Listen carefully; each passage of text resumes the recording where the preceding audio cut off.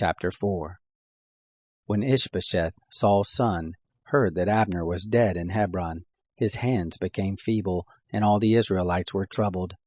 Ishbosheth, Saul's son, had 2 men who were captains of bands. The name of the one was Baanah, and the name of the other Rechab, the sons of Rimmon the Beerothite, of the children of Benjamin. For Beeroth also is reckoned to Benjamin, and the Beerothites fled to Gittaim, and have lived there as foreigners until this day. Now Jonathan, Saul's son, had a son who was lame of his feet. He was 5 years old when the news came of Saul and Jonathan out of Jezreel, and his nurse took him up and fled.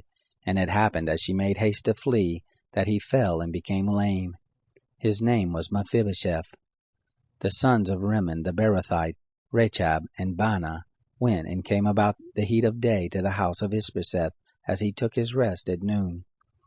They came there into the midst of the house, as though they would have fetched wheat, and they struck him in the body, and Rechab and Baanah his brother escaped. Now when they came into the house, as he lay on his bed in the bedchamber, they struck him and killed him, and beheaded him, and took his head, and went by the way of the Arabah all night. They brought the head of Ishbosheth to David to Hebron, and said to the king, Behold, the head of Ishbosheth, the son of Saul, your enemy, who sought your life.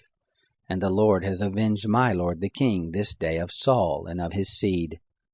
David answered Rechab and Baanah his brother, the sons of Rimmon the Beerothite, and said to them, As the Lord lives, who has redeemed my soul out of all adversity, when one told me, saying, Behold, Saul is dead, thinking to have brought good news, I took hold of him and killed him in Ziklag, which was the reward I gave him for his news.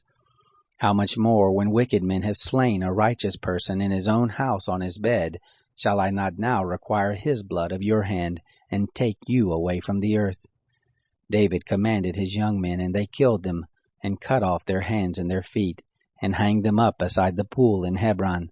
But they took the head of Ishbosheth, and buried it in the grave of Abner in Hebron.